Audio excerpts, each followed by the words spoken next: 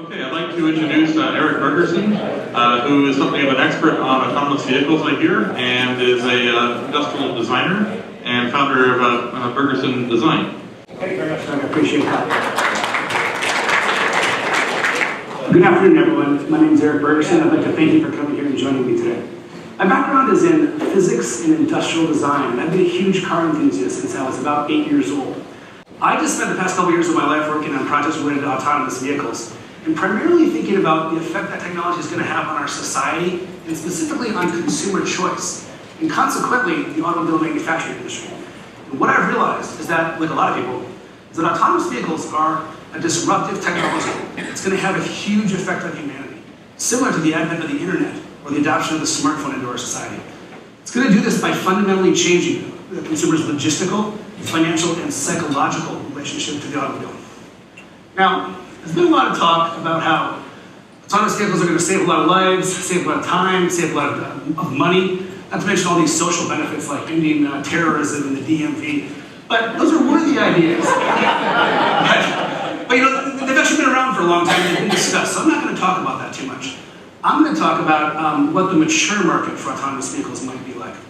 And to do that, I'm going to start by postulating a likely way that autonomous vehicle technology is going to penetrate our society. And you might be surprised to learn that that likely path is actually not going to be through private sales to private people. Then I want to talk about how consumer choice and the way that people use cars in about 20 years is going to be very different than the way than it is right now. And then finally, I want to talk about what I think is going to be the single biggest consumer change from autonomous vehicle technology, and consequently, the biggest economic opportunity from becoming autonomous vehicle revolution. Now, this endgame consequence that I'm imagining, that I'm thinking about, it's a vehicle, first of all. And it's my belief that, first of all, this platform does not exist right now. You can't buy it anywhere in the world, and it's notional. But it's my belief that in about 20 years, this is going to be the most economically impactful vehicle in the history of transportation. Now, when the first production autonomous vehicles come out, they're likely going to be very expensive and kind of like playthings for the wealthy and kind of subsidized research projects. But that's not going to stop Uber and its ride-sharing competitors from buying a fleet of them to test out the viability of replacing their human drivers. Now, Travis Kalanick, the CEO of Uber, he's already said that if Tesla meets its goals of producing 500,000 autonomous vehicles by 2020, he'll buy every single one of them, but only if they're autonomous. Now, even if these autonomous vehicles cost hundreds of thousands of dollars, which is quite likely in the very beginning, that's still going to be cheaper than Uber handing 75% of its revenue back to its drivers. And you should know, Uber's paying its drivers $7 billion a year right now, and they're doubling in size every 6 months. So that's a lot of budget to start buying autonomous vehicles and the infrastructure to support them. Now, and also, almost regardless of how much the autonomous vehicles cost, it's still going to amortize out to be much cheaper than paying their drivers for every minute and mile that they're transporting a fare. In fact, if you make some reasonable assumptions about using an autonomous vehicle like a taxi cab and what infrastructure would be required to support them and payoff periods, turns out you can make some pretty interesting estimates about how much Uber's service would cost depending on how much they're paying for their autonomous vehicle fleet. Now with that, I'm going to jump through about 2 months of research and a couple billion cells of spreadsheet analysis and just come right out to the conclusions I came to. So this is a graph that shows how much Uber's service might cost depending on how expensive its autonomous fleet was. And the price in dollars per mile is over on the left-hand side. Uber right now costs about $1.81 a mile. It's pretty expensive because right now when you use Uber, you have to pay to rent the car and you have to pay to rent the driver's time. So it's quite expensive. And it turns out that's equivalent to using an autonomous vehicle that costs about $412,000. So does everyone follow that? Uber's human labor rate is equivalent to a $412,000 autonomous car. Now, private car ownership is over there in the middle. It's about 66 cents per mile. And it turns out, well, first of all, that's what that means is that Uber's about 3 times as expensive as using a privately owned car right now. Now, the rate of private car ownership is equivalent to Uber being able to use cars that cost about $160,000. So, now, what's going to happen here is that autonomous cars are going to come up, Uber's going to start buying them, and it turns out the threshold for where they can be profitable is extremely high. So, as the cars get cheaper and you're over in this part of the spectrum, what's going to happen is that Uber's service is just going to get cheaper. When they get down here to 66 cents a mile, they will have cut their cost by 2/3. That, of course, is going to make their market explode even more than it already has. So here's the thing to remember. Everything over here, all that's happening is that Uber is getting cheaper. Otherwise, it's business as usual. But things start getting really interesting when Uber can buy autonomous vehicles that cost less than $160,000. Because at that point, they're starting to undercut the cost or the cost of privately owned cars. For example, if they can ever buy a fleet of autonomous vehicles that cost $75,000, now they're delivering it for 48 cents a mile. That's about 2/3 the price of private car ownership. If they could ever buy a vehicle that costs $25,000, and I'm talking about a mass-produced, bare minimum kind of fleet vehicle taxi, now they can deliver their service for 1/3 the price of privately owned cars. So that's pretty provocative, if you ask me. And you should know that right now Americans spend about $9,000 a year to own and operate their cars. They spend that much to have 24-hour access to their cars, but they only use our car, or we only use our cars about 4% of the time. Now, once consumer, again, the autonomous vehicle will come out, and we'll buy them, they will get cheaper over time. Once they're buying vehicles over there on the right side of the graph, and transportation is available cheaper through Uber than it is through private car ownership, eventually Americans are going to ask, why am I spending $9,000 a month or a year on a car that sits in my garage unused 23 hours a day, when I could use Uber's fleet, which is just as convenient, or actually more convenient, because when you get to where you're going, you don't have to park, you just get out and walk away. You're going to eventually ask, what am I doing with this car?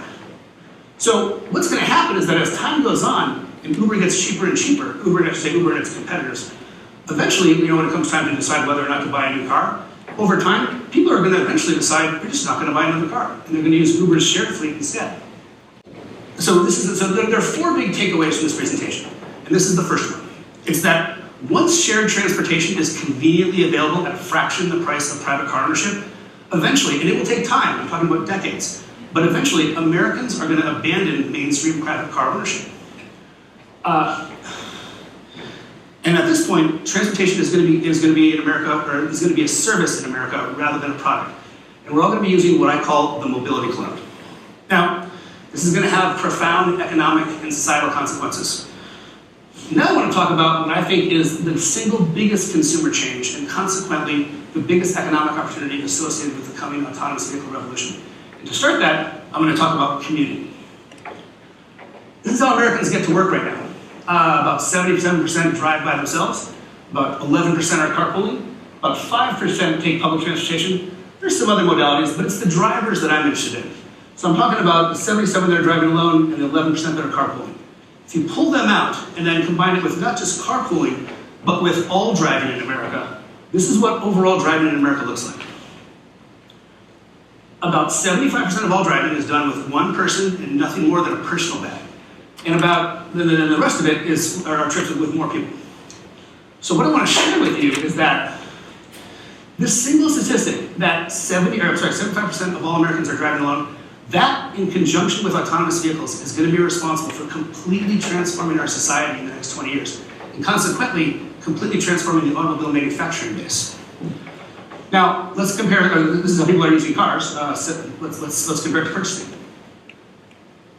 This is what people are buying right now in America. About 50% sedans and coupes, about 30% SUVs, buying some larger vehicles like minivans and pickup trucks, and over there just 2.4% motorcycles. And obviously, but we're mostly driving by ourselves.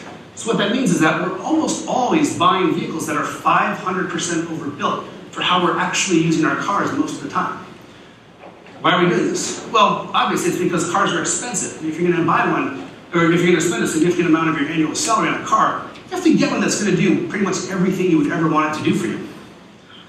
But remember, consumers are going to start using vehicles on demand through the mobility cloud. And when they do, then usage will be very different. Now, under our current ownership model, when a consumer chooses a car to purchase or lease, they choose it and then they're stuck with it for the next 2 to 5 years. That's why one's buying these huge 4,000 or 5,000 pound 5-passenger vehicles. An average consumer might only make a car purchase or lease choice maybe 10 or 20 times in their entire life. But in a world of on-demand mobility with the mobility cloud, now a consumer might make that choice half a dozen times a day. A commuter would choose a new car twice a day instead of twice a decade. The impact of this is that the consequences of your automotive choice in the mobility cloud are now trivial. You're not stuck with your choice for years anymore. You're stuck with the choice for 20 minutes until you get to your destination and release the car. Because of this, people are going to start choosing cars that are more appropriately suited to what they're doing with the vehicle right then at that moment. And what they're doing is 75% driving by themselves. All this solo driving that we're seeing, in time, it's all going to be done in vehicles specifically designed for solo driving. Now don't get me wrong, these guys over here, the 25%, they're not going anywhere. Nothing's going to change there. We're still going to use full-size vehicles to go on dates and to take the family out to dinner and to take clients out to lunch. But I'm not too worried about that part of the usage spectrum. I'm interested in the other part where everyone's driving alone. And that's the majority of usage. Now, this is another one of the 4 big takeaways from this presentation. Once you can order any car specifically for what you want it to do on a day-by-day, or indeed an hour-by-hour basis, eventually, vehicle architecture is going to reflect the way that we actually use cars, instead of the current situation where vehicle architecture reflects the almost never used maximum occupancy case. Now, that's the key to understanding one of the most fundamental and actually underappreciated ways that autonomous vehicle technology is going to change consumer choice, and consequently the automobile manufacturing industry. Now, here's that same usage graph, 75% driving alone. Now, we actually have a vehicle right now in America that's energy appropriate to transport a single passenger. It's called a motorcycle. But if you look at sales, large vehicles are almost 98% of the market. Motorcycles are not even 2.5% of the market. Well, how could our purchasing be so far off our use? How come motorcycles aren't more popular? Well, I think we all know why. It's because nobody wants to ride to work in a 70-mile-an-hour slipstream, having to wear a helmet, getting wet when it rains. Not to mention, if a car bumps you on the freeway, your life is over. So it's not a surprise that motorcycles aren't more popular. But what if there were a vehicle that combined all the energy and convenience advantages of a motorcycle without any of those drawbacks I just mentioned? What if, instead of a motorcycle, you could travel in a vehicle that looked like this? In this vehicle, this cabin commuter, you'd be safely ensconced inside a structural monocoque, safe from neighboring cars. You'd be seated in climate-controlled comfort, listening to your favorite music or news program. You'd be able to travel comfortably to work with your coffee. You'd be able to, you wouldn't have to wear a helmet, and you wouldn't get wet when it rains. And you'd still be able to split lanes and get home 40% faster than you could in a full-size car. Now, specifically, it's a 3-wheeled vehicle, so it's legally a motorcycle, which means that you're relieved, or this vehicle is relieved of 80% of the regulation that most motor vehicles are subject to. Now, it has 2 wheels in front for better dynamic stability than a conventional tricycle with a single wheel in front. It's very narrow to split lanes, and consequently, it actually mechanically leans in the corners in order to remain stable while cornering. Now, here's the most important part. The seating position is exactly like a car. In fact, the entire the user experience inside is as car-like as possible. There's no motorcycle controls or interface anywhere in the vehicle. Now, with our current usage paradigm, these vehicles are never going to be huge sales successes because they can only do 75% of what consumers do with cars. But once we start using vehicles, and right now consumers demand that their cars do 99% of what they need to do in a car. But remember, that's all going to change when we start using the mobility cloud and start using vehicles on demand. So, and what we're doing is we are driving 75% by ourselves. Now, I think it's going to take a decade for the autonomous vehicle market to mature. But when it does, and if the market is efficient, this is what you're going to see. The manufacturing market, 75% of all the vehicles sold and operated in America are going to be small, single-occupant vehicles capable of only carrying a single passenger and a personal bag. And the other 25% is going to look a lot like what the market right now looks for cars, conventional, larger vehicles. Now, it's going to look like this because this is how people actually use cars. And it's going to happen without asking consumers to change their habits at all. Because that's very difficult to try to get consumers to change habits. So we're not even going to try.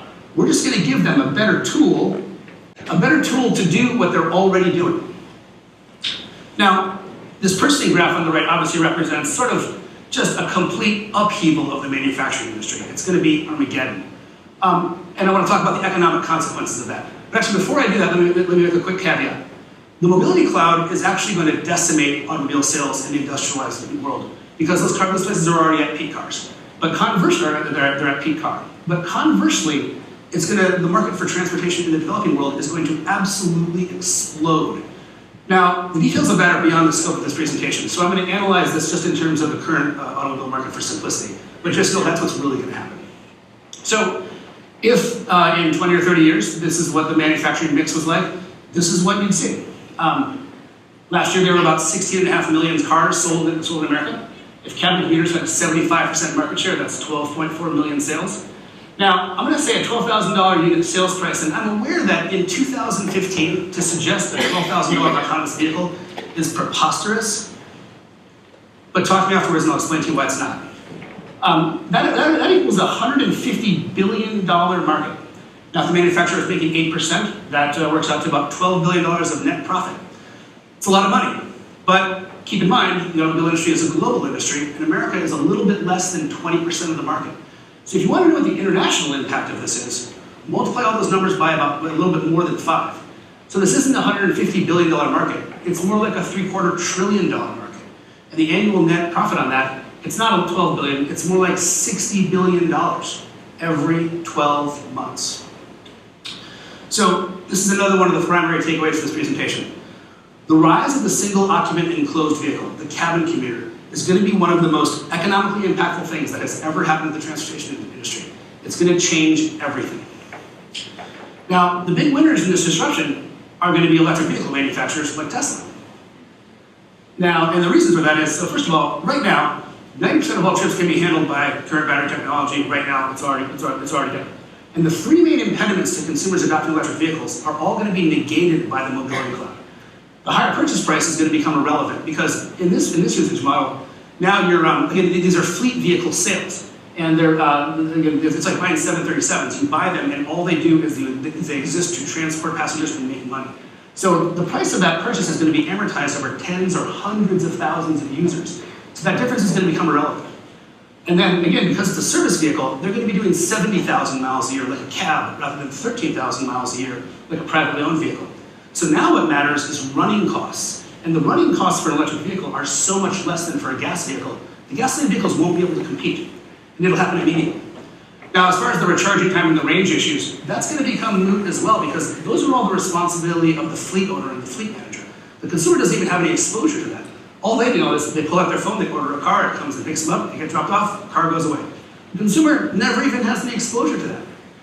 So you see you have a situation where the mobility cloud, not only is it going to remove the primary barriers to using electric vehicles in our society, but it's going to create a situation where the electric vehicle will be economically superior to the gas vehicle right away on day one, which has never happened before. Now, selling these vehicles in batches of 100,000 or $500,000 for $12,000 base, it's decades away. Don't hold your breath. However, the day when the CEO of Uber is sitting around in his office deciding, now, should I buy a couple of hundred autonomous Tesla sedans for $200,000 a piece? Or should I buy a couple of hundred autonomous cabin commuters for $125,000 a piece? Well, that day might only be a couple of years away. And so that's why Tesla should be investing in this platform right now, today. Because this humble little machine is going to be more economically impactful than the Model T, the VW Bug, and the Toyota Corolla combined. Now, my last big takeaway from this is that eventually the mobility cloud is going to become a race to the bottom, just like the airline industry is today. And the winner of the contest to provide the world's transportation is going to be whoever figures out how to move a human being around most efficiently in an adequate level of comfort. That's it. And you may be surprised to learn, we already know the answer to that question right now, today, in significant quantified detail. This is a graph that shows how much energy it takes to move a single human being around by various transportation modalities. And again, it's measured in BTUs per passenger mile on the horizontal axis. Now, what you should know about this is that everything in red is a traditional gasoline-powered automotive product. Everything in green is public transportation. The top blue entry is a Toyota Prius, a prominent hybrid. The lower blue entry is a Tesla Model S, a prominent electric vehicle. And then that top yellow vehicle, it's a vehicle called a Perov's monotration that probably most people have never heard of. It's a Swiss vehicle, and several years ago they took it to the Ansari Automotive X Prize, which was a contest for fuel efficiency. And it went there, it won not only its category, but it won the overall contest as well. And that's the closest thing that exists today to a cabin commuter, which all sounds fabulous, but it's kind of like Jeremy Clarkson says, there are some problems. First of all, it's a two-seater, it's twice as long, it's twice as heavy. It's also a 35-year-old gasoline design that was retrofitted for electric power. So it's really not the right solution for what we want to do. So if you took that idea and but you engineered a purpose-built, minimal single passenger electric vehicle, you could easily cut that BTU measurement in half. And by the way, here's the most important thing you should know that I should have mentioned first, is that BTU per passenger mile, that's very environmentally relevant, and I suspect most people in here are interested in that and care about that, as I do.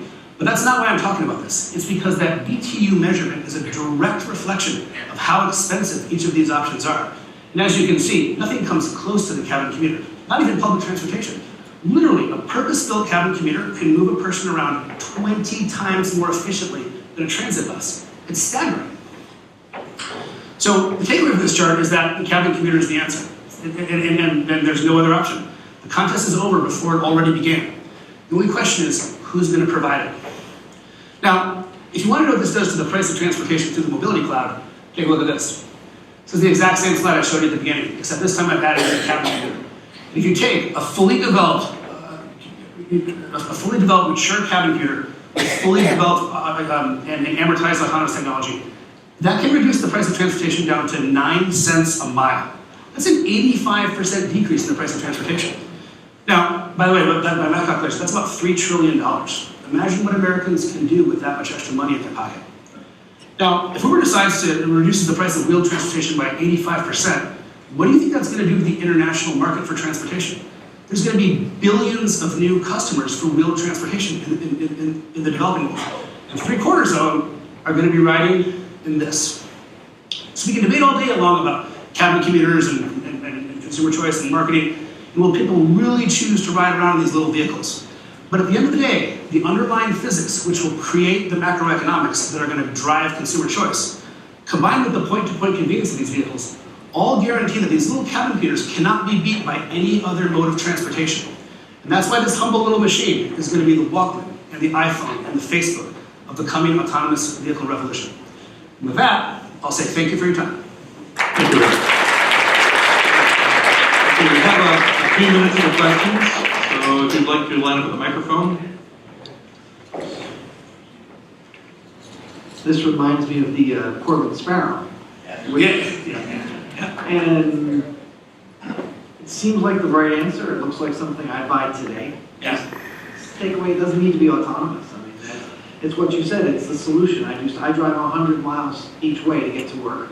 I do it in my Tesla. It seems very wasteful. Yeah. Move 5,000 pounds worth of car. It still uses less gas, Yep. and less energy than if I was driving gas, but still.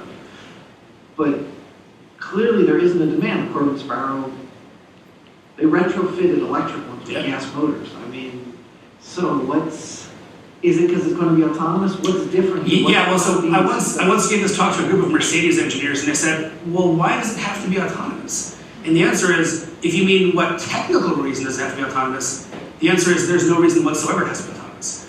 What I'm saying is that it's a consumer usage habit. And by the way, I agree with you, actually. I would use one of these in a second, because I commute too, and it's terrible. And if I could split lanes to get home faster, I'd buy one in a second. But they're not available for exactly the reasons that you said. So the answer is that, again, although we feel differently, overall Americans, they won't spend that much money on it because it won't, again, it does 75% of what consumers do in a car. And right now, consumers demand a 99% solution, and this doesn't do that. So it can't happen until we're using vehicles on demand, on a widespread basis. Love the presentation, love designing the car. Thanks. That's what you do.